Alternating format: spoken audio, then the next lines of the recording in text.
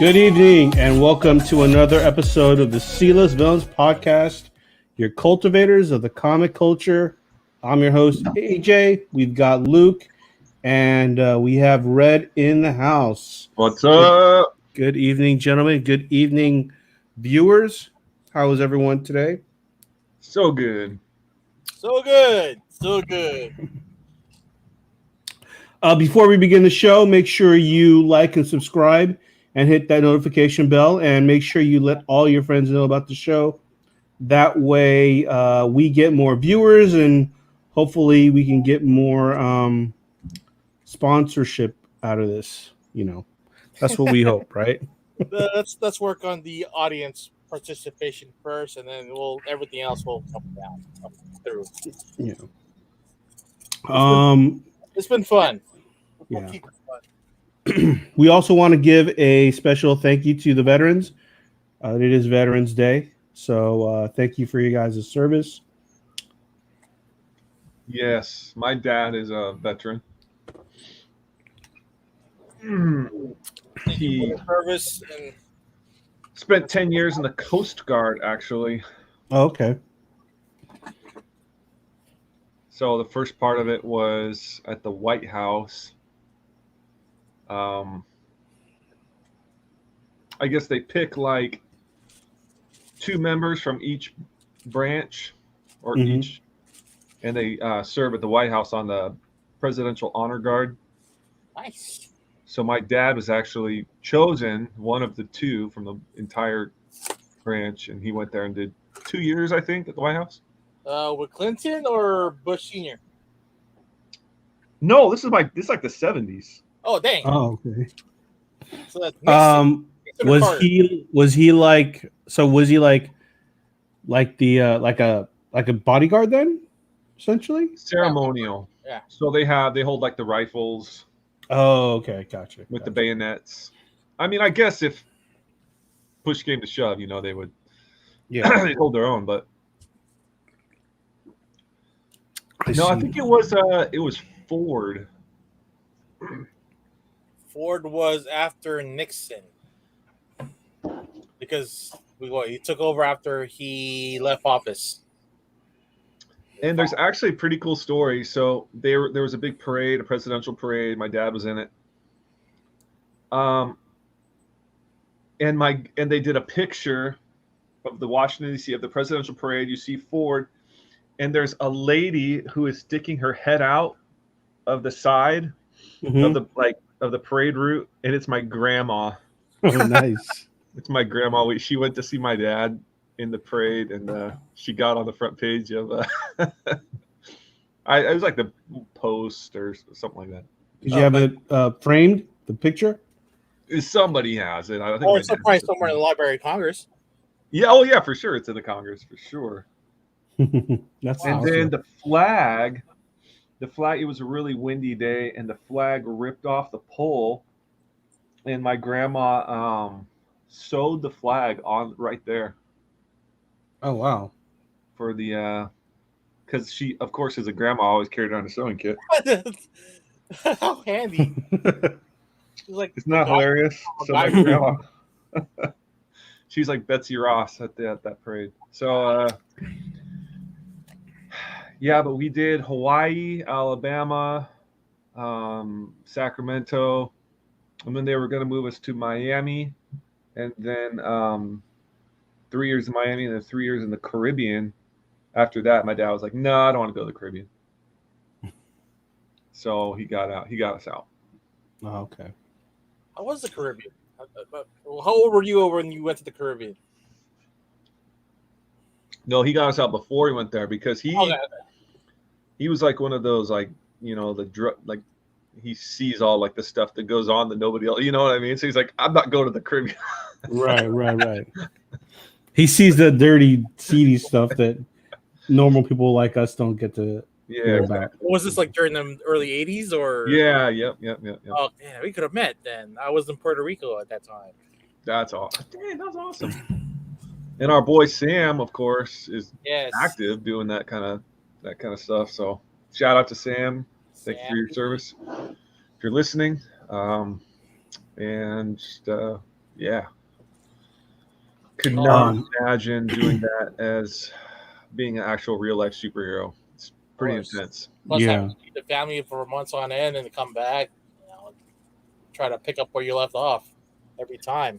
No, I mean seriously, like there would be like my dad would be like 2 in the morning, he'd get a phone call, be like, "Hey, wheels up in 2 hours. We're leaving for 6 weeks." Oh wow. You know what I mean? And he'd come wake us up, give us all a kiss, and be like, "All right, guys, love you." We wouldn't see him for 1-2 months. He'd be down doing missions in Panama or wherever else. It's craziness. So they just give him like literally a 2 hours notice of when he's got to leave. Not all the time. That just happened a few times. Right. Damn. If it was That's an crazy. actual, because usually they're just doing drills, right? Drills mission, it's all planned. But if Mhm. it's an actual mission, like, all right, we got it, then it's go time. Yeah. He has an actual go bag that's ready to go. We got Bruce Leroy in the house. Good evening, sir.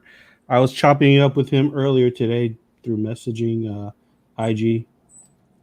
Oh, I nice. did add him earlier. What was that, Red? I did add Bruce Leroy a couple weeks ago. Yeah. I saw 1917 today. Have you guys seen that movie? No. Yes. I highly recommend it. After the first hour, there is a bit of it drags just a little bit for about 15, 20 minutes and it picks up. But I was amazed at how it looked as though it was one continuous shot. I mean, that's the big thing for that movie. And The shtick. yeah. But I was I saw it in IMAX actually when it first came out, and yeah. How was it? Was it good? It's good. The ending was kind of like, man, like, yeah, all right. Yeah. But it was still amazing. Yeah. What was the synopsis on that thing? So basically, 1917, the two English soldiers have to go to a specific area where the colonel is going to invade the Germans. But what they don't know is that it's a trap, and they can't find any other way to relay that message. So Okay. these two guys have to go there on foot and relay that message. Oh, so it's another Saving Private Ryan, but you're not saving any. You're saving a whole platoon then. Yes. Yeah. Yeah, I did kind of feel like it is Saving Private Ryan-ish, but a little more.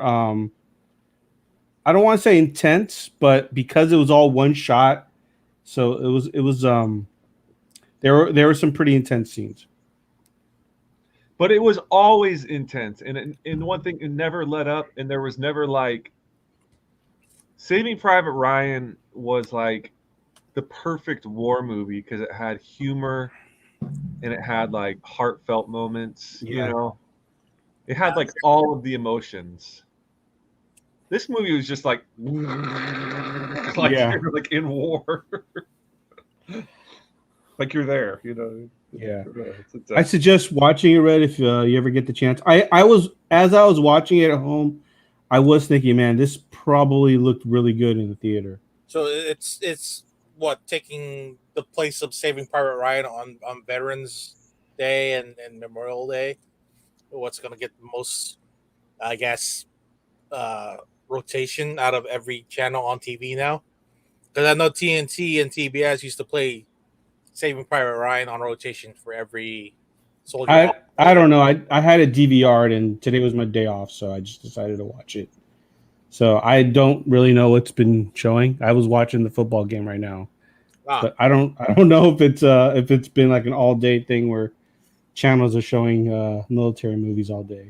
All weeks they've been showing Harry Potter, so I've been stuck on that. Well, you know me, I've yet to watch a Harry Potter movie, so You have yet to read the books. Yeah, Harry Potter in comic book form, maybe it'll work for you. maybe. Well, let's get to some comic news. Well, Bruce Leroy here has asked that we're going to have a booth at ECC at Emerald City. No, we won't. Well, No. I think Luke, you had a plan about attending, but not having a booth. Yeah, I almost got a booth. The booths at Emerald are 1,100, and that's just enough to make you kind of think like, oh man, you know, like that's a lot. And then you put hotels and Travel everything. from where you're from, and with the whole inventory that we got to bring. It's a lot of. Yeah, would have been a little too crazy to get all the way up there. Yeah.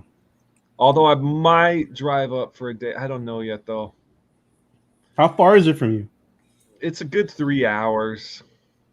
Oh, okay. It's like right to that point of I've done it in a day.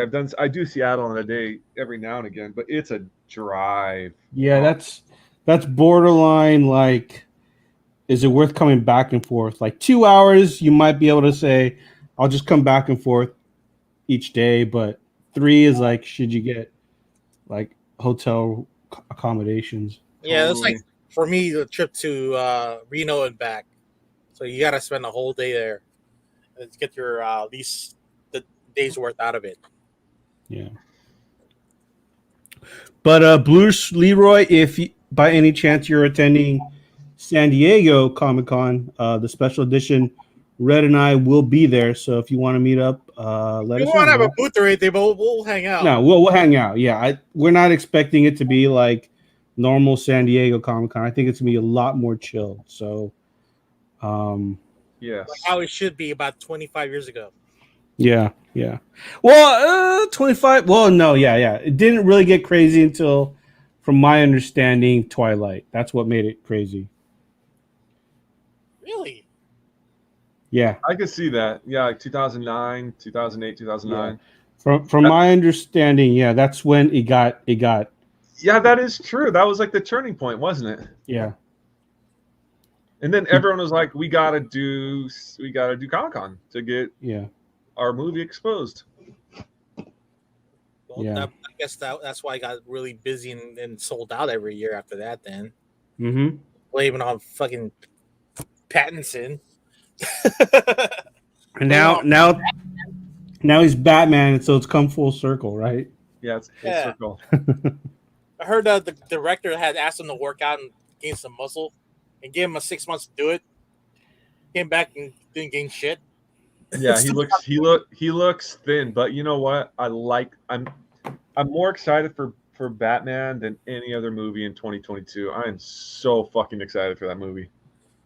Yeah, I mean Michael Keaton. I don't think he worked out really to play Batman. So No, he did great. He's a slight guy. He's like probably my size.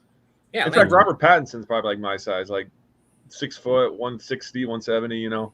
yeah, and he wasn't like he's not like real thin like it was in Harry Potter. I mean, he's a grown man now. Yeah. Oh, he was in Harry Potter as well. Yeah, one thing on the Goblet of Fire. Goblet of Fire. Yep, Great movie. He dies. he dies. Oh wow! Spoiler alert. Wait, Yes. was he a good guy or a bad guy? You say he was a good guy. Yeah. He's a good Yeah, guy. He was one of the maze. He was a maze runner. Yeah, and he was one of the upperclassmen. So there was him versus Harry to get not the Quidditch Cup, but the cup nonetheless. And doesn't he save Harry from?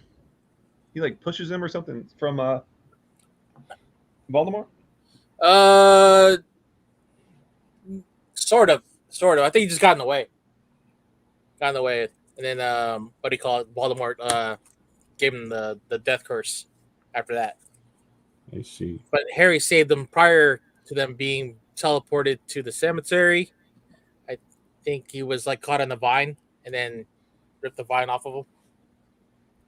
Yes. Okay. Oh yeah. Okay. Yeah, AJ, you need to go watch Harry Potter movies. I don't know, man. At this point, I feel like That's a big ask at this point. yeah. You I don't know. The first two, maybe you could probably just start at Goblet of Fire, and then work your way up from there. I mean, I watched the first one probably like 3 weeks ago, with my kids, and it holds up. Actually, it's a good movie. It still holds up. The whole thing, yeah. I watched the whole thing. Yeah. Oh, I got a question for you. If since you're a Potterhead like me, do you think? Wait. When did you become a Harry Potter guy? Red? I don't know. Ever since they kept on showing it on TV, so I got stuck. So remember when Snape does the unbreakable vow with Malfoy's mom? Yeah. Do you think that she saw his secret, that he was also protecting Harry because he loved his mother? That she also took on a unbreakable vow to protect Harry. That's why she told Voldemort that he was dead. Oh, that's good. That's a good. I never thought of that. That's interesting. Because they never really got to explaining the unbreakable vow, other than, if you break it, you die.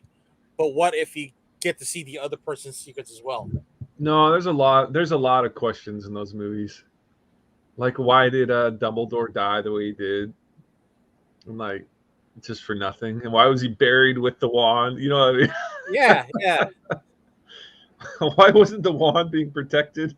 I think with the Dumbledore situation, because he didn't want Malfoy to become like his dad, so that gave him that little bit of salvation at the end. Yeah. Did the J.K. Rowling, did she keep writing more books like with Harry Potter as an adult, or is that something that's going to happen eventually? I think that's on the works, but she's also working on the prequel movies with Fantastic Beasts, and Okay, that's still that's going through. Still going. I think they're still either going to recast Johnny Depp's character or wait for the heat to die down in order to continue. Yeah, man, don't recast Johnny Depp. Just, I think enough time has passed where he can be in movies. Yeah. People don't care. Yeah. People don't care. Everyone knows that Amber Heard and Johnny Depp thing was just a toxic relationship. They were both probably throwing punches and fighting and biting and pooping on the bed. And oh Lord. Yeah, Amber Heard took a dookie right on the bed, and Johnny took a picture of it. She went crazy. Oh man. I don't know what's worse, like having a fight with your significant other, or like going the Mel Gibson route, as in being anti-Semitic and just totally disavowing what happened during the Holocaust. Yeah, no, the anti-Semitic thing is I think worse, that's worse. Yeah. Okay. I mean, everyone has a fight, and look, I've been in toxic relationships, and I've had to get out. I know what they're like. I just had to be like, dude, I'm out of here. Like, this is crazy. I mean,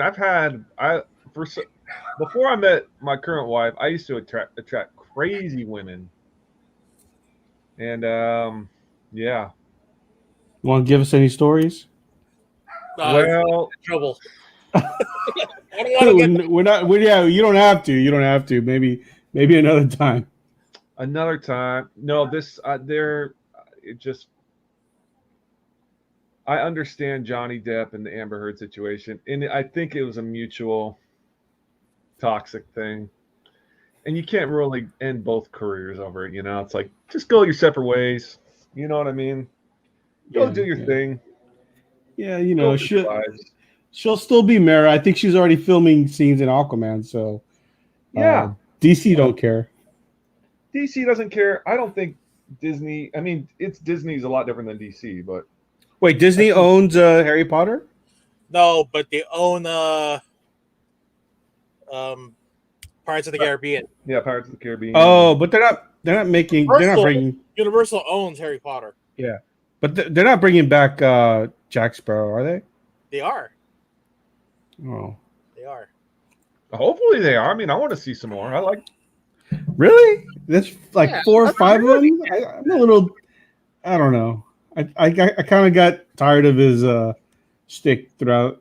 After four renditions. The fourth one kind of blew, but the first 3 were actually pretty good. They had a good continuous storyline, especially with what's his name? Orlando Bloom. Yeah, Orlando Bloom. Thank you. Yeah, the first 3 were good, but it did get like progressively worse, and then the fourth one was I don't even remember the fourth one. To be Fourth honest one with was with Ponce de Leon and the Fountain of Youth. But since Johnny didn't have another A-list actor to really play off of, I think that's why that one story bombed, or at least didn't do well. Yeah, I can't remember. Yeah, I don't remember anything about it. I just remember the actress. Wasn't it something? What's her name? Cruz. Yeah, the Cruise. That's all I remember her last name. Yeah, yeah, because I remember her. She had a relationship with Tom Cruise, so if they ever got married, that'll be her first name Cruise, and then or first name, then her Cruise, and then Tom Cruise's Cruise. So yeah, that would have been really confusing. Yeah. Seriously. All right. Well, let's get into a little bit of some comic news. I know that Luke, you wanted to bring this up. You want to talk about it. So why don't you talk about the new Steve Aoki McFarlane? Mm-hmm. I guess NFT. NFT. Collab, whatever they're doing. Yeah. Oddkey. Oddkey.com. Yeah, they're launching a full NFT marketplace. And you gotta, I mean, whatever you want to say about Image and Todd is like, when you would seemingly be like kind of winding down a career, Yeah. like Yeah. getting ready to retire, like he's like launching two monumental tasks with Oddkey and McFarland with a D Studios. I think that might be a play on like Hollywoodland, maybe. I don't know. Yeah.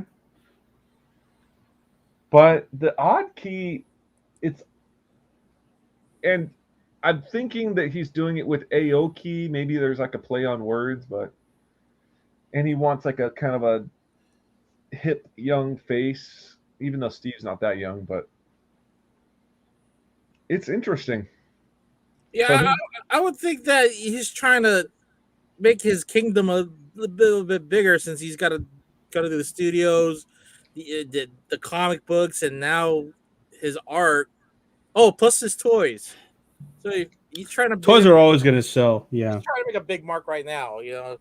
well, and he's got a pretty good chunk of the action figure business right now. Yeah. I mean, he's doing a lot of action figures. It's pretty impressive. I wouldn't blame him trying to expand his try to be the Jeff Bezos of comic books, but man, it's a lot of stuff to do. Plus, having to write and draw for comic books. He's doing four today. I don't think he's drawing comics though. He's writing them. He's doing Spawn, King Spawn. But he's not drawing them. He's not, or he's just doing covers. He does the covers. I'm not even sure how much he's actually writing it. I think maybe he plots it, and then maybe there's a writer. Don't quote me on that, but that's usually. I'm not meaning to call you out on this, AJ, but he did just post yesterday him drawing at the airport, and he's like, an artist's work is never done, and he was like, because he does digital, he draws on a digital thing, and he was in the airport doing panels. Oh, I see it. Right like here. Not even a cover. He was working on panels, and I'm like, this guy's still working on panels. He's doing his edits. Yeah, he's adding the speech bubbles and everything. So I guess he does a lot of the work on his books. Really? Because the last two, like King or Gunslinger Spawn, was. I don't think he did much of the interiors on that though. Maybe for King Spawn. I don't know what it was. I mean, maybe he's just adding editorial things. But I know he was doing inks for one person. Like he was inking. Like he inks. He loves to ink. He does a lot of inking for Capullo whenever they collaborate, and he inked Donny Cates' Spawn cover. I know. Why is he doing inking? Like, Todd, I don't care about your inks. Your lines are what I like. Well, he's got to work on his skills. He looks like on his screenshot here, he's doing about roughly 1, 2, 3, 4, more than a dozen issues right now. So from Spawn 313 to 324, Oh, I guess maybe I'm wrong then. and he's Yeah, I got. don't know why he is inking. Hey, I guess you could say that Todd McFarlane is the uh, the Stan Lee now. Hardest working man in comics, probably. Yeah, like the head figure of comic books because all the last generations aren't really sticking out. I The think thing- I think it would be between him and Jim Lee. I mean, I would say, okay, when you say that the new Stan Lee, Like that's hard to say. Yeah. Like I for a while I thought it was gonna be Kirkman because he was just coming out with book after book, but something happened where like it's his current new stuff is just not it's not really sticking to the public the way that I thought it would. And with Todd, he doesn't like. I think he's got to diversify his characters that he creates to get on par with Stan Lee. How do you diversify Spawn? You know, unless you want to diversify the universe that Spawn lives in. Yeah, you diversify that universe, but you create different characters that are not Spawn related, right? That would be hard to, I guess, integrate the superhero universe and Image. Because when you had the Wildcats Brigade, Death Blow, Spawn during the 90s, I don't think they all shared the same universe. They were all separate titles. That I can't remember. But I think if they wanted to, they could have put them all in the same universe. They could have, yeah. But I don't think it really happened. I think that's when the whole bubble burst on the variant market, right? And pretty much everybody's plans went out the window because they had to think of something that has some kind of staying power in the market. Yeah. Other than having variants. yeah, that's when Marvel sold the movie rights. Yeah. for what today just seems like a stupid amount. It was like 20 million or something ridiculous. Hey, just get him out of bankruptcy. I mean, that number seems so silly now. Yeah. It just seems ridiculously low. All right, Luke, are you all in on the Odd Key NFTs? I'm trying to figure out how to. I've downloaded it. You needed a key to get in, but then you have to add your wallet link to it, and you can't do it on a phone. I think you can only do it on a laptop. So, all right. Well, it looks like we got the fourth member on the show. Welcome, E-Man. Does that mean you have to go through crypto.com or Coinbase or the DeFi wallet to set up an account that way you can make your bank, or can you go through PayPal since PayPal has a crypto wallet there now too? I don't know. It's kind of confusing. There's like 5 steps you got to go through to get it. Hold on. Are we talking crypto? Talking about Todd McFarlane, Steve Aoki, Odd Key. Are you familiar with that? I don't even know what's going on. Wait, what? It just launched today. Yeah. No, it was yesterday. I thought it was yesterday. Oh, yesterday. Sorry. Yeah. So Todd McFarlane and Steve Aoki launched an NFT company called Odd Key.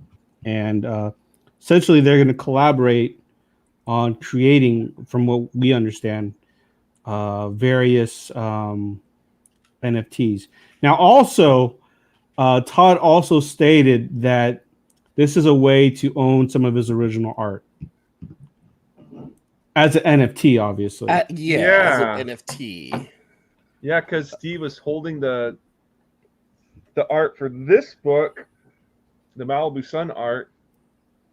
He had it. Did you see that? He's holding the the back panel page. He was. Yeah, I saw that. Okay. Yeah. And so that and was the Todd, that was the art for this. Todd doesn't really sell any of his real art anyway. No, he doesn't. So giving someone okay, how is this gonna work? So if Todd's saying that this is a way for us to own original art as an NFT, yet he holds on to the original art, how is it still original art? Or is it new art that he's creating specifically for Oddkey? Like, how is it gonna work? Well, okay, that's based off of opinion, right? I mean, if he says you can now own a piece of Spider-Man 1 original art NFT, that's based on your opinion, that's not original art. But to someone else, that's an original NFT art. So that's on the eye of the beholder, right? However way you phrase it, right? Shit. Where's Miss So when I need her? Because this is like a whole Generation X thing that she invited me to on a Discord channel where we're talking about generational gaps and how Gen X and Gen Y are different from millennials and whatnot. This sounds like a very millennial thing to do. And I'm here like, you know what? Like, it's not even millennial. It's no. half millennials. It's one of those things where, yes, the Spider-Man 1 is the original art. If you NFT that, you're NFTing the original art, but Todd still holds on to the print. So that's why I'm wondering, that's why I'm asking, is the NFT stuff going to be actual original art, brand new pieces created specifically for NFTs? Or is this the Spawn #1 cover that he NFT'd that he's going to sell to one person so they can do what they want with it? However, he still holds on to the #1 actual piece of art. We don't know. He'll own. So he'll probably digitize it. That way you can own it as an NFT. But if I was Todd, I would say I've still got all my Amazing Spider-Man runs, all the original art. I'm never gonna sell the hard copies, right? But I'll make these all digital, and people are gonna eat it up. Hold on, I'm gonna read. You guys talk. I'm gonna read on this. What is this? Plus, like, I like Steve Aoki too, so like, and he's the son of Benihana, so there's a lot of things going for him. Lay your hair down that way you two could look alike. He's a lot skinnier and richer. I wish I had Steve Aoki money for sure. Well, there's always a filter to make you look skinny. Shut up, Red. I don't want to look skinny. I want to look fat and glorious like how I am right now. It adds to the hair flips, okay? Adds weight to the hair flips. So let me pose this question, right? If he did an NFT for ASM 300, no, not even that. Yeah, ASM 300 or ASM 299, the last page of Venom, and he put that out for sale as an NFT. Maybe he limits it to, let's just say he does 10,000 or 1,000 NFTs of that. Would you not consider buying it? No. Okay, you won't. Luke, Red? I feel like it's hype, and no, I don't want to be a part of that. But that's just me. I would consider it.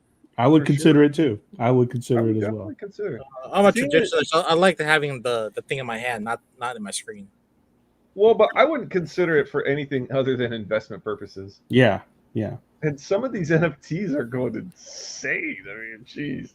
Stupid.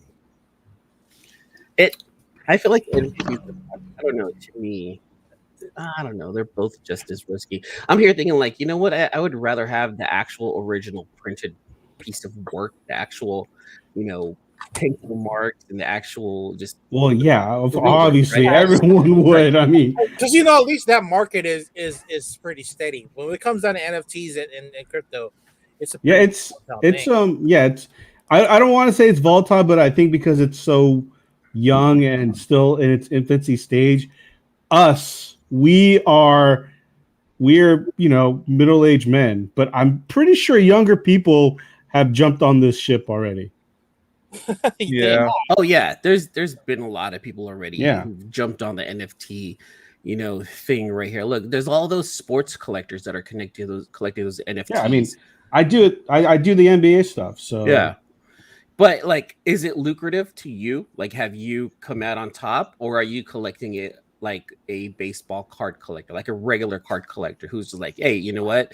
Here's the 1991 Upper Deck baseball season. Like, are you one of those collectors, or are you more of an investor? I'd say I'm more. I haven't bought anything this year for this season, but I was doing it last season towards the end of the last NBA season. As of now, I've probably broken even, but I do have a Jordan Poole, which is essentially kind of like his rookie moment, and depending on how well he does in the NBA, that one could be worth a lot of money. That's a lot of ifs if he does make it big in the NBA. But I mean, he's already a contributing factor for Golden State. So Yeah, but will he be an all-star? Will he have staying power? Will he have high numbers like any other top star in the NBA every year? I mean, we don't know. It's a waiting game. But I could say that the value of that has gone up since I first got it. It's like getting a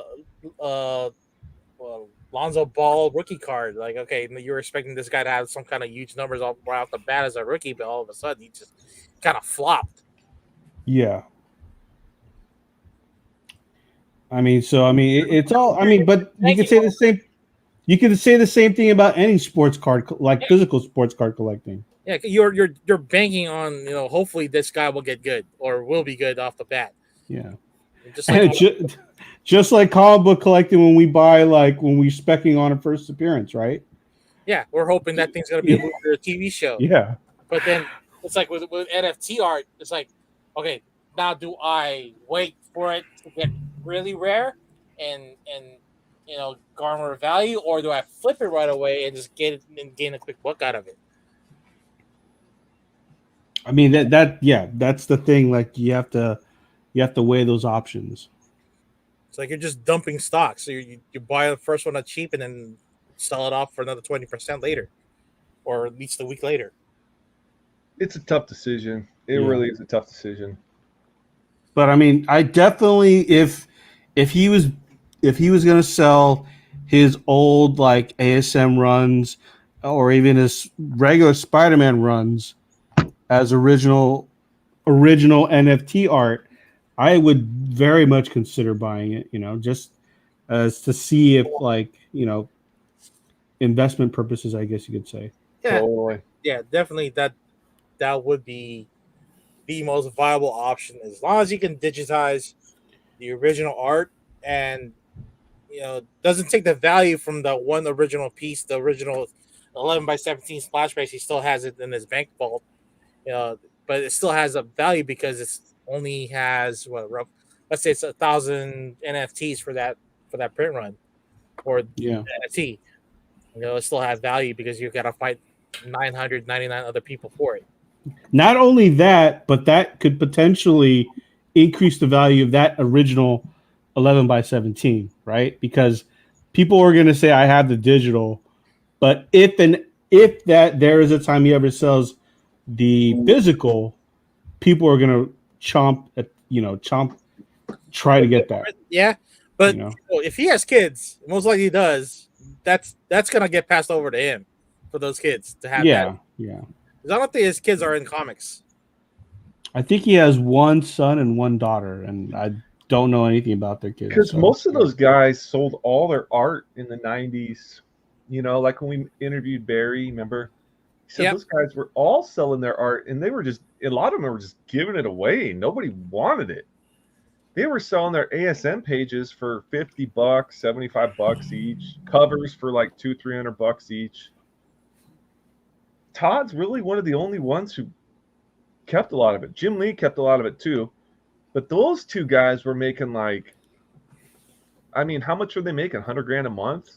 Yeah. Like they were superstars. Like they didn't need to sell their art. So out of the original, 6 that started Image, probably those top guys would be still keeping their art. Like Liefeld would have kept his New Mutants 98 original cover. He wouldn't have sold that one. Right? I could have sworn like just like a couple of years back, there was a article about it being sold, but I could be wrong. And Jim Lee just sold his X-Men 1 set covers. So Couple he weeks didn't ago. really Through Torpedo, right? I think it was Through Torpedo to Torpedo. Yeah. Let's just be honest. wow. We all know that Torpedo, John Dolleman bought the art. I mean, they're like best friends, and come on, he's not gonna let that go. Well, not for cheap, and definitely not gonna spill real coffee on it, right? Yeah. No. No, he's gonna have it framed and put up, in his man vault. Yeah. Man, that was like one of the crown jewels right there. That to have. Yeah. Just like And as Batman Who Laughs in their vault. Yeah. Speaking of, since we're on the subject of NFTs and digital art and all that stuff, that kind of ties in with what you wanted to talk about, Red.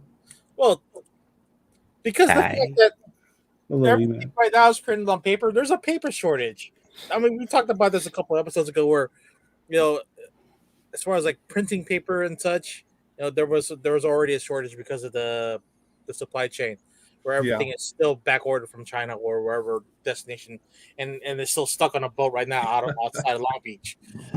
That's true. Now it's really affecting the whole everything that's related to paper, cardboard, and newspapers and such.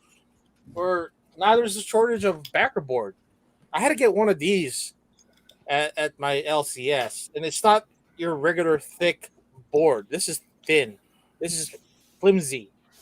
It's like this is what he had only just to help protect the book. It's like definitely we're not gonna see your regular bracket board for another probably 3 to 6 months right now because of the fact that there's still a shortage. Yeah, there definitely is. I mean, oh man, I think it's just another thing to just start getting into back issue keys, Yes. putting your money into RKFA books. Yes, those are gonna be the blue chip stocks. The thing is, you can't really have a backer board for it because there's no backer board to use. I mean, most likely, true. And we're looking at the fact that since there is a shortage on paper, I guess we're seeing less and less comic books being published every month. And looking at the last 6 weeks, there hasn't been really anything great out, or at least enough for everybody to get their attention. Yeah, I know you spoken off air on this where you said that even though there's nothing new out on the LCSs, your sales have risen because of the fact that people are looking to back issues because that's all they can get right now. Yep. And they're looking for those hard to find books for sure. Like you're sitting on the gold mine, and all the other collectors and vendors right now from every, comic convention, they're sitting on good stuff right now. They could easily make their money just selling. Well, a lot of guys are selling though. It's a buyer's market right now. A lot of guys are getting out and they want to sell their collections. A guy even tonight was like, I want to sell all my store inventory. Him and I are talking. He wants to sell everything in this. He just wants to get out. He wants to get out of it. Well, why not just buy the store from him? Like buy the brick and mortar. Well, it's in Louisiana. I'm not going to move to Louisiana. Okay, yeah. Okay, never mind. That's kind of a far commute for the wife, I'm assuming. It's a little too far. Yeah, but the food there is good. Can she work from home? Is there a way to? Oh, okay, she's a principal and isn't she a superintendent? Yeah, She's a school principal. Oh, okay.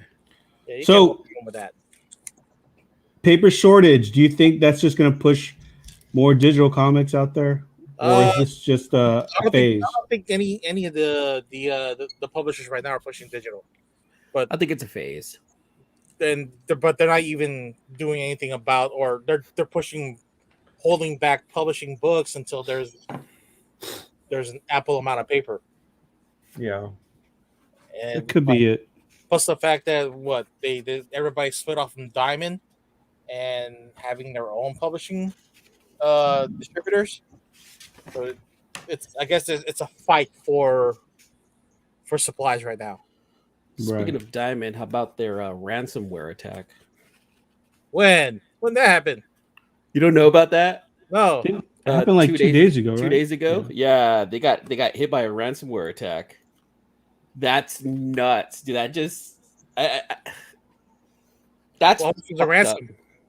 I don't know. I didn't really read the whole article, but yeah, they're already having problems, and then this hits them. It's like people who broke away from Diamond in a way are like, well, we're kind of glad, but then again, but like, you have Luke right now who has a Diamond account that his account might have been compromised. Exactly. And then people who ordered from, was it Random House Penguin? Like all those Marvel books are coming back completely damaged. You know, and it goes into the whole paper shortage. Like things are getting wasted. It sucks. Yeah. You know, Yeah. like I don't want to be forced to switch over to digital. I don't. Now, don't get me wrong. I'll collect the hard copy and I'll read digital sometimes for certain things, you know, for whatever reason, my own reasons.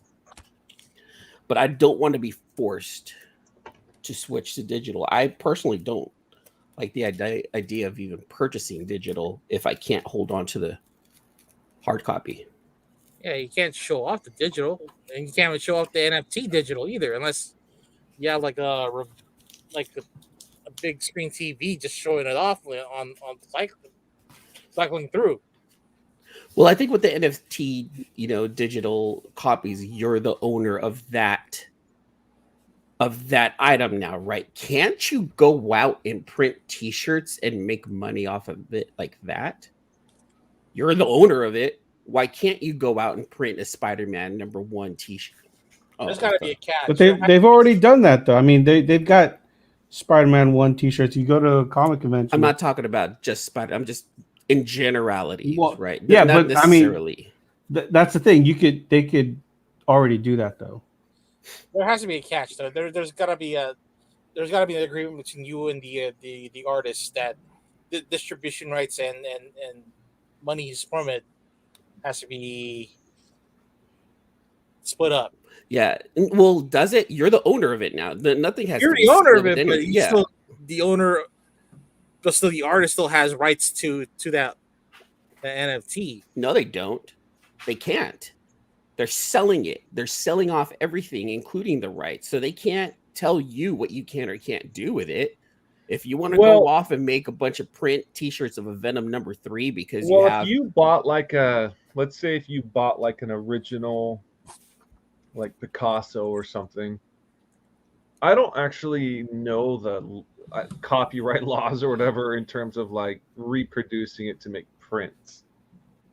That because you just own the original art and you have like fair use to enjoy it. But there's like specific laws that go into that, like, you know what I mean? Like I'd want to know of reproducing it. I want to know more about that because if you can buy an NFT piece of art and you own it outright and you're allowed to make prints and T-shirts and stuff like that, then you know what? I can see why people would purchase NFTs. But if you can only buy it just to be able to put it on your wallpaper on your computer and you're not allowed to do anything else with it other than to show someone, hey, look what I got on digital, it makes no sense. I think that's all you can do, honestly. Yeah. I don't think. Yeah, I feel like that's the only thing you can do. I mean, Yeah. if it's an original piece and not a trademark piece, just like the Peach Momoko Spider-Man that Luke has right there, if that has to be republished for a cover or NFT, then you still have to go through Marvel to get the rights to make money off of that.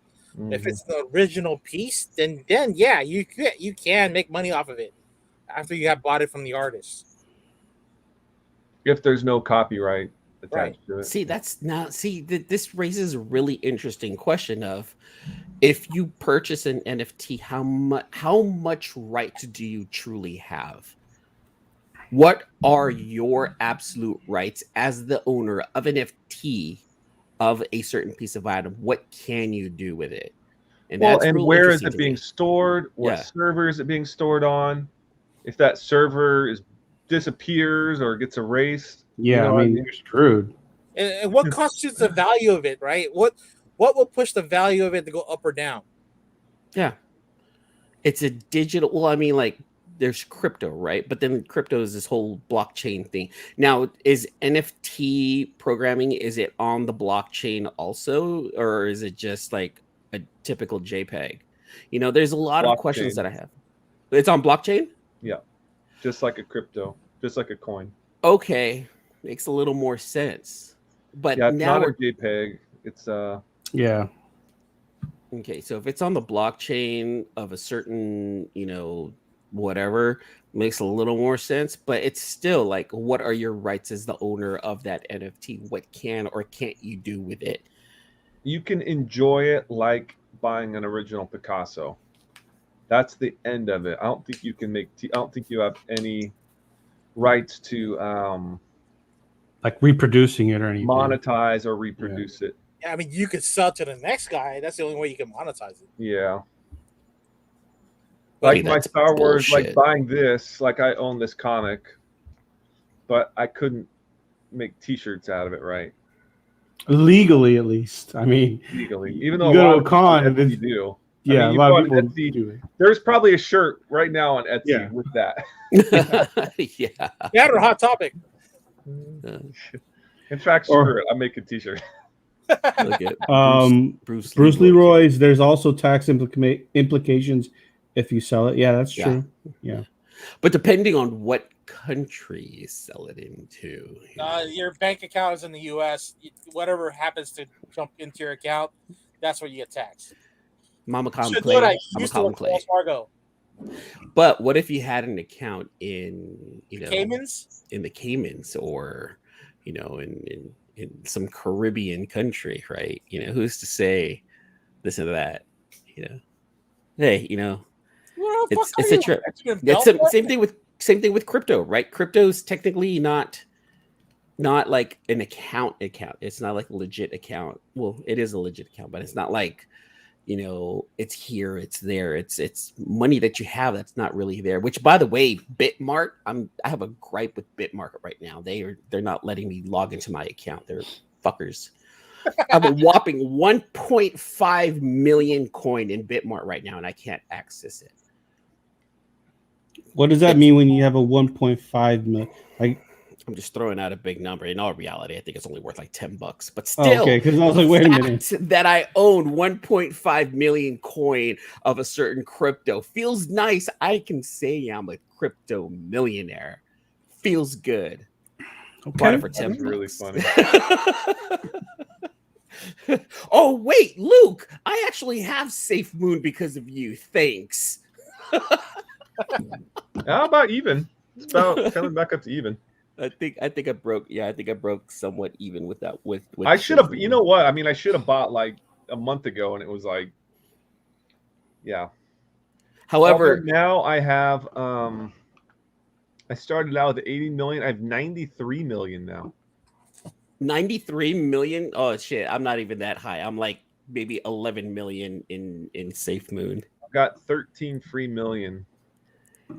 Don't you like it how like every month or so, like you see your crypto going up because people sell theirs? This is a crazy coin. Like if people sell their Safe Moon, it gets reallocated amongst all the people who own it, and then like every so often you see your Safe Moon coin just rising a little bit. It's fun.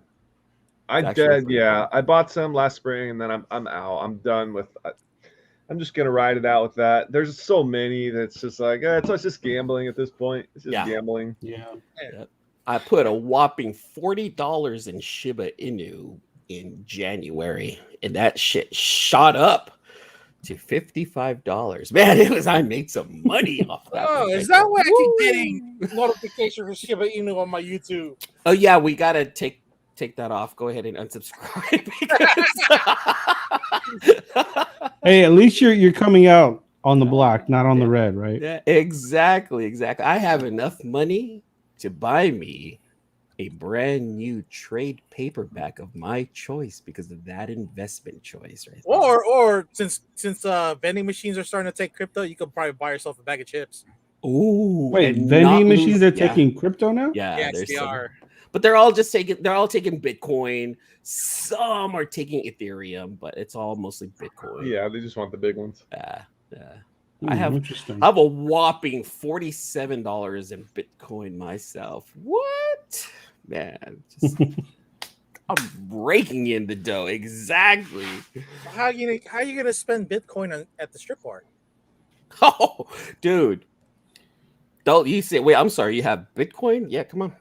I got you. Well, I mean, if they're, I'm sure like the ATM machine eventually is going to have it's going to give you that access to convert your Bitcoin to dollars. Dude, I shit you not. I don't even know why. I don't know why. Okay, you guys, I live in East Oakland. All right. I kind of live in I not kind of, I live in the hood. And there's this little supermarket up the road, little corner store, not corner store, a little local supermarket. They have like ABC ATM, you know, the one that takes like $4 out of your account just to withdraw like 100, and the maximum is $200, some shit like that, right? Yeah. Right next to it, I shit you not, they have a Bitcoin ATM in the hood. Oh, I understand. I understand if they have this like in the middle of downtown San Francisco or even Black Hawk or a Brentwood down in LA, but damn, in the hood there's a freaking Bitcoin ATM. Hey, cocaine dealers need to get rid of money too. Ah, this is true. It's all the crack dealing and all that shit. Did any of you guys pick up anything? Any new comics this week? I picked up one. I just picked it up for the cover. What'd you get? It's just Star Wars Darth Vader with both. Oh snap! Is that the first cover appearance of both of them? Well, together, yeah, probably. Yeah. What was that other Maul? What was his name? That's his brother, right? Yeah. It's his brother. I don't know. I forgot his name though. I remember. That's it. Not too long ago, there was this big thing about both of them being on there at the same time. Did you get that for cover, Red, or was that? Yeah, I think he's got a couple left. If you guys want some, I'll some tomorrow. There's certain one. I'll take whatever. I'll take maybe a copy or two. All right, I'll go check with Al tomorrow. Yeah. It is the Sprouse variant, and it's actually on eBay for like $3. Okay, well, it's not like Crypto Red. Sorry. Hey. I didn't say it was a valuable book. I just picked it up because it was a cool cover. Yeah, no, I'm definitely gonna go out tomorrow and try and grab a couple around the shops because I have a couple hours free tomorrow. So. Oh wait, Bruce Leroy saying Darth Maul Death Sentence Series 2. Was there a Darth Maul series that came out yesterday? I didn't see it. But there's something on here on the top where it says Night Brothers. I don't know what that means. I think they are Night Brothers, no? Yeah, they're the Night Brothers, I think. Okay. Yeah. What about you, Luke? Did you pick up anything? Anything exciting? I picked up some cool stuff. Man. Oh, wait. Yeah, I actually did pick up some really cool stuff. Hold on. What you got, man? We're waiting on Luke here. Oh, my turn. Can I show off? All right. Until Luke is back. So I ended up purchasing a mystery box, a holiday mystery box from Big Time Collectibles recently, and according to the website, they were supposed to start shipping out in the beginning of December. Well, a bunch of us in the community who have actually purchased the box, we got like this surprise email like last Friday, saying that it was already on the way. We're like, wait, what the fuck? Like, I thought it wasn't supposed to be shipping out until the beginning of December. And Nelson just started shipping out some BTC mystery boxes. So I actually did a live unboxing of what I'm about to show you guys on Legion of Comics' show. And it was 5 of us to see who had the better box, even though they were all supposed to be similar, unless someone had a hitter. Guess who had a hitter in their box? Because you're friends with Nelson. No. Nelson was like, yeah, I couldn't be the one sending it out. Otherwise, I'm going to be sending these things out to my friends. He's like, I have somebody else doing it. It's like, it's cool. We all had a good time, right? So everyone was like, oh yeah, I got my box. You know. And I was like, yeah, I got my boxes. You know, I got my boxes. They go, oh, wait, you got 2 boxes? It was like, well, we got 2 comic shields. They go, well, you got 2 comic shields? I'm like, what? You guys didn't get 2 comic shields? They're like, no. I was like, all right. I guess I won this. So let me show you guys what I ended up getting from the Big Time Collectibles Holiday Mystery Box. So let's go ahead and start off with the BTC Walking Dead number 24. All right. Okay. Pretty chill. This is the Warren crossover number 1 variant. Okay. All right. Decent. It's all right. Good start. You know, it was pretty cool. And then Punchline number 1 in Huck Lee. Minimal and trade. Not too bad. Okay. All right. I love those. Still pretty cool. That retails for about $40. Oh, how about I think it's Wolverine number 8 Kill New sketch. Nice.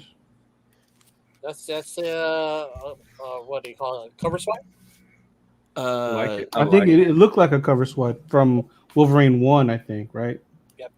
Everyone got a variation of the Death of Doctor Strange. I was able to get the black and white sketch. Okay. This is the Anselmo cover. Yeah, beautiful. I'm sorry. Okay. Anceletto cover. All right, couple of black and whites. I liked this cover. I wanted to pick this up. I just couldn't get it, but then getting it in the box, I thought it was pretty dope. So I was able to get the Carnage Black, White, and Blood. Ooh, I think this is Kale also. Yeah, this is Kale. Oh, yeah. Wow. It would have gone great with that other Cosmic Carnage. Let me show you what else they got. Oh, the Silver Surfer Black number 2. Yeah. From San Diego. How about a War of the Bounty Hunters? Number Kale? 1. Kale or Miko? Miko. Miko. No. And signed. You lucky bastard. Look, certificate of authenticity signed by Miko Suwaya. Oh man, that's so beautiful. Hold on. Not done. How about this right here? How about this? This one is pretty dope. An homage to ASM 300. You guys see that? Spider Woman, I think is number 5. Oh, that's pretty. That's cool. Yeah. Who did that? This one is Ryan Gonzalez. Ryan Gonzalez. I have a couple of his pieces. I think he's done a couple of things for Radiant Black. He does the action pose, and then he does the little chibi figures too. Yeah. He added the chibi figures in the back. Wait, is it Ryan or Rian? That's a female? Is it Rian or Ryan? It's a female. I thought it was. Yeah. Correct me if I'm wrong. You know, I'm not like Rian, Ryan, him, she. It is an amazing cover. I thought it was a pretty dope cover, no matter what. And so those were the books that I ended up getting in the box, right? However,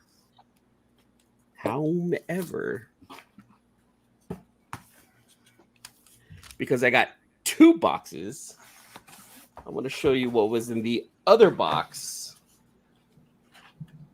I'm gonna make sure it's right side up, because when I showed it on there, like one of the guys was like, "Hey, I'm not trying to take your thunder, but it's upside down." Like, all right. Ouch. How about a Department of Truth number 12 convention foil exclusive? Nice. Beautiful. This book right here. This book, I saw someone online sold it on eBay for about $200. Was that the hit? Yep, this was the hit right here. That was a single book in the one single comic shield. Then This is the one book in the one comic shield. And then on top of that, because I opened this one up and I posted it online, there's a little note right here that says, congratulations. You know, you got one of the big prizes on the mystery box. Why stop there? Post this, tag us, and receive a $30 coupon for a future purchase at BTC's website. Man, $99.99 is all I spent on this box right here, and I came up. Came up. Yeah, it looks like those truths are being listed for like $200, so that's definitely a nice score. Yeah. Wow. Yeah, I got super lucky with this one right here. So shout out to Nelson and BTC for this. I would try and sell that fast. Yeah, we can make your money out of that one. Sell that 12 foil fast. Those foils, woo, they have short shelf lives. Yeah. If that's hot right now, man, sell it, make your money, and enjoy the Call it a rest. day. Yeah. Get rid of it like an NFT. Well, what I'm gonna do is I'm gonna sell it. I have that $30 coupon. I'm gonna buy me another mystery box and see if I get something Nice. else. Yeah, there you go. Well, Nelson's gonna love you. Drop that. What about you, Luke? What did you pick up? Oh, I went to a shop this last weekend and I stumbled into a whole box of awesome signed books. So, like, I found an ASM Carnage 380 signed by Randy Emberlin. Nice. And Okay. did not. It's super. He didn't date it. He always dates them. This one's not dated.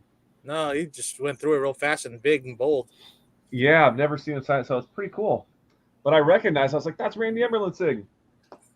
And then I found 5 Silver Surfers, all signed by Ron Mars. Sweet. So really nice sigs, Ron Mars sig. Yeah. Probably He's the bought off writer on from that. collection. Him and Ron Lynn did them, but they're all signed by Ron Mars. And then the coolest one, hi Hip Sommy. I found a Kevin Eastman sig. Oh, nice. what was the And bottom? there's someone else below it. I got to figure out who did it. KVL. I don't know. See below. What's going on, Hip Hops and me? Well, I recognize that Kevin Eastman, and What's up, primo? they had a $30 tag, but they were doing 50% off, so only paid $15 for it. Good shit. How much That does was a Kevin on Smith for- signature go for these days? $40-$50 maybe. Yeah. Because I remember that's how much we paid for it. What did you pay for it? You and I went to WonderCon. It was still $50. Plus, I think an additional 10 would have gotten you a remark. No, did you pay the additional 10?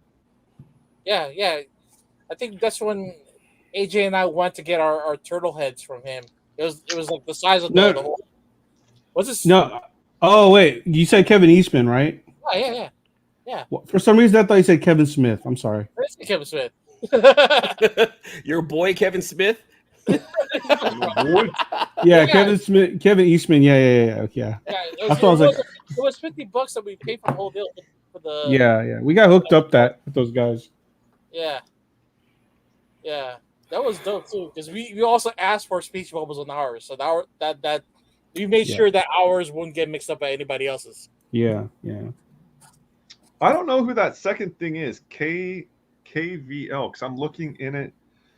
There's just nobody in there. Maybe the anchor or another writer. No, Rhonda Pattinson is the inker. Sean Lee, Bobby Curnow. Oh, Rhonda Pattison helped with the ink on this cover. Rhonda Pattison. Okay. what does it devalue the book if that person never really had anything to do with the book but just signed it anyway? I don't know. It's super weird. You see, Yeah, it's like It's the same marker too. KVL. We'll have to get a CBCS on that. Verify that signature. Oh, Great pickups. dude. Did anyone pick up the new Venom issue? I have it waiting for me. I haven't picked up any new comic books in the last 3 weeks. Okay. No, but I heard there's a new character that's going to be in Yeah, this there's a arc. new character. I didn't pick it up. I know about the new character. I don't know if I'm. I I don't thought know. that was on issue 2, not the first one. Yeah, Yeah. I heard it was issue 2. It's gonna be like cover and first full appearance in issue number 2. Yeah. I don't know, man. It's I mean, there was a new there's a new character in issue 1 also. So I don't know if that's the same one that they're talking Yeah, I about think in it issue is. 2. sure it wasn't a It's a cameo. It's going to be a cameo. I got you, Red. A cameo appearance. I'm still mad that I missed the original arc, though, that Tony Fleece did For Venom 1. Oh. Yeah, but you got a nice one with the. I got the Frank Cho, You know. but it's not a published cover, though. Yeah. The published cover for Venom 1 was because he had it for less than that one I bought from Frank. That's going to be I'm so salty. hey, going real fast, going back. Yeah, You you're right. all of them. AJ, you're right. Rian Gonzalez is female. Filipina. She's a Filipina artist. I didn't know that. Yeah, that's why when you said Ryan Gonzalez, I'm like, and I saw the art, I'm like, I don't know if that's why I had to question that. No. I'm glad you did because I only have one other piece of work from Rian, and that's a Radiant Black piece, and I thought it was pretty dope. I just never picked up anything else from her. Man, I show support, I guess. Just definitely want to look She another more Rose into her Bash? stuff. I wouldn't. I'd say more not watercolors, but more like chalk. Like her art looks more chalky, but it's still very like animated. It's got a very vibrant look. Yeah. To her colors and stuff. So mixture of Rose Besh and the Peach Momoko. No. She's got her own style. Like I said, Yeah. It looks more like chalk art. Like her stuff looks more like she draws with chalk. It's still real dope, real cool.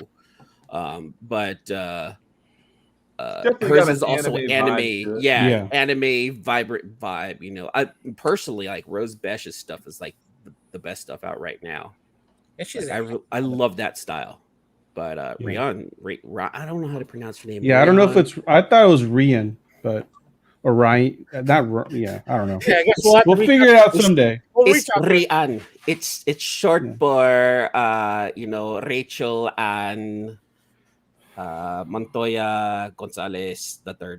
Oh, she's got some cool stuff coming out, actually. She's doing a Batgirls #1 coming out mid-December. Batgirls with a plural, #1. It's the 1 in 25, Rian Gonzalez. She did the I want to say the 7 Secrets cover. Oh, I like that cover a lot. Oh, that cover's pretty dope. And I tried to get it, but it's already sold. I believe that was her. Oh, Let me she's been see. doing it. She's been doing stuff for a while, actually. Yeah. Heavy metal, Marvel Voices. That Jubilee looks kind of silly. Oh, and then she did the minis. Okay. All right, I recognize this lady now. Oh, she did TMNT. Okay, there we go, Jenica. Yeah, there was a cover I was trying to buy. I forgot what it was though. Oh well.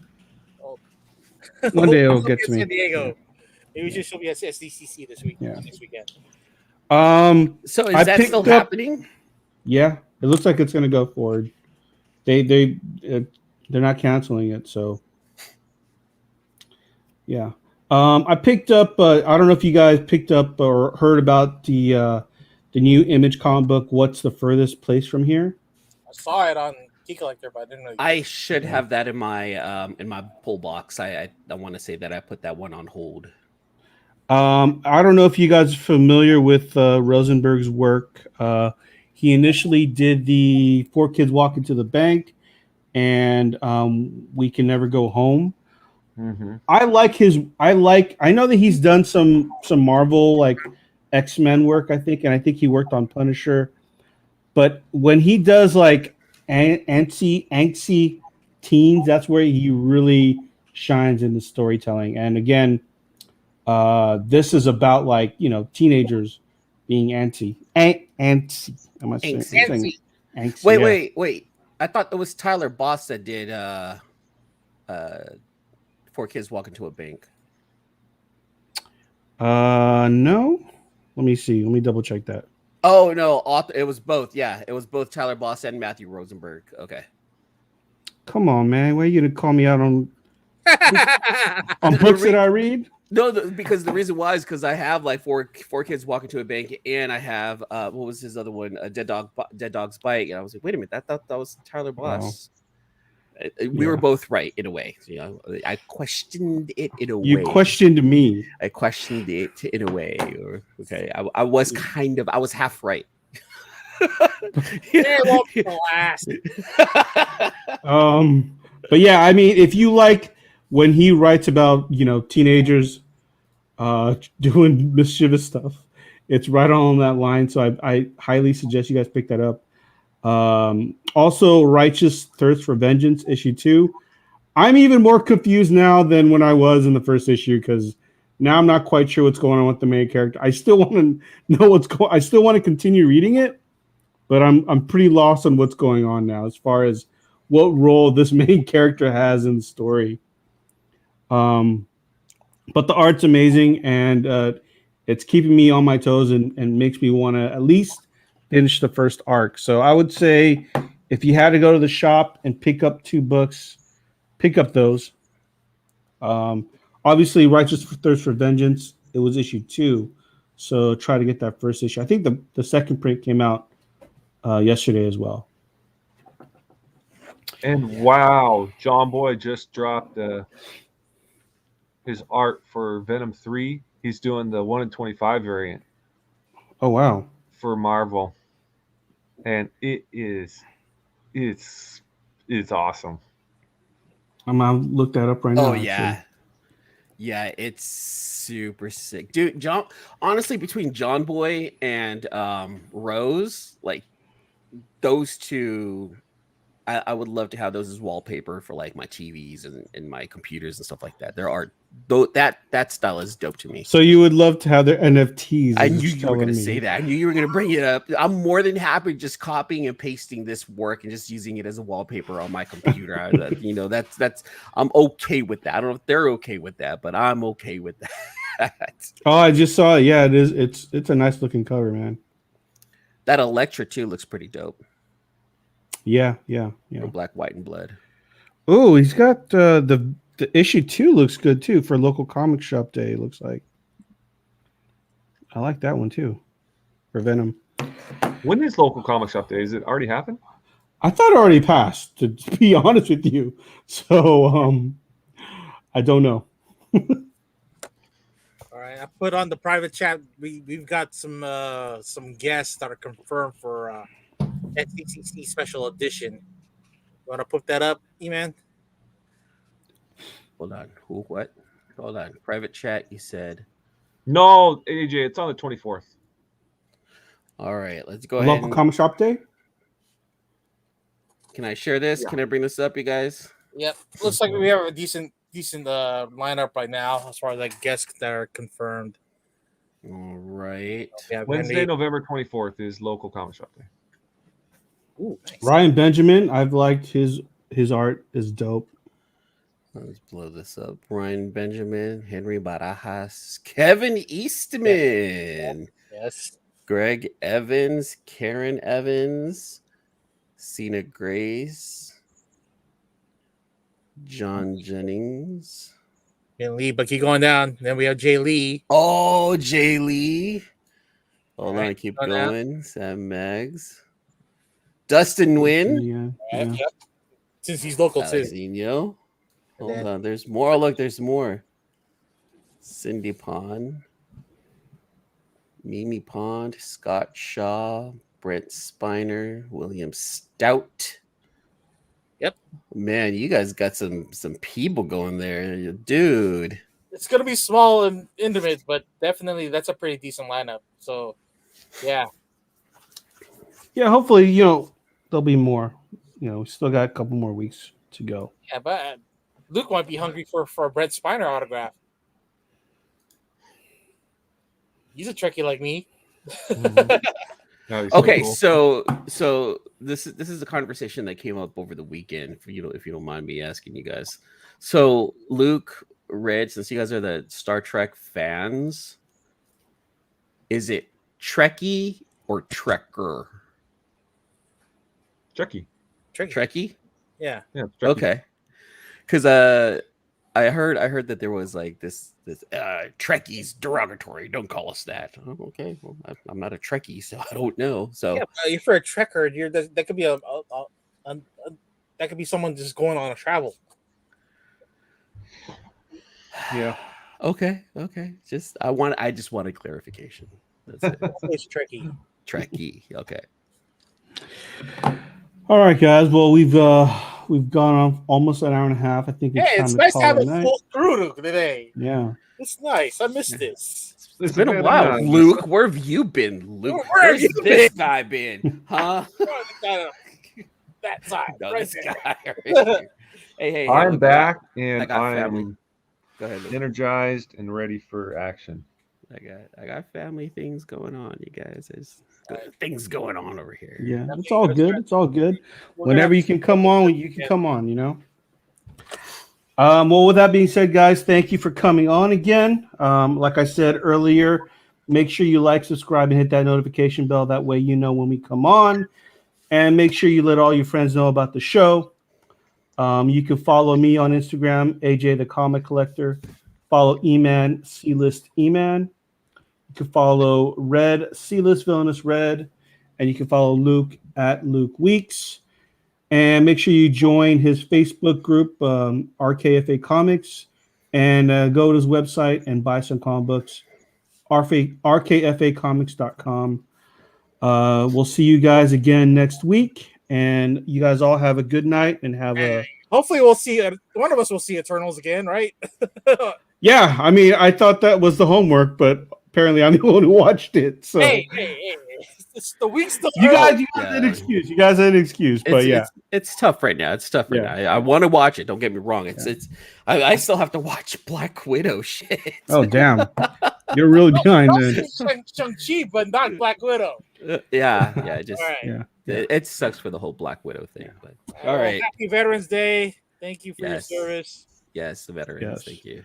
And we'll see you guys all next week. Peace out. Deuces. Exfoliate. Thanks again for listening to another episode of the Sealess Villains Podcast, your cultivators of the comic culture. Make sure you follow us on Facebook and email us at sealessvillains@gmail.com.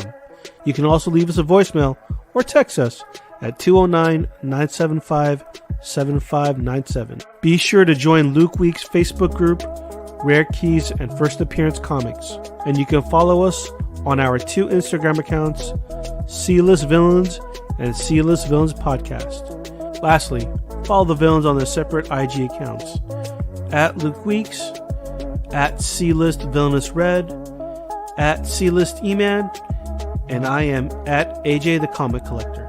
Thanks for listening, and we'll see you all next episode.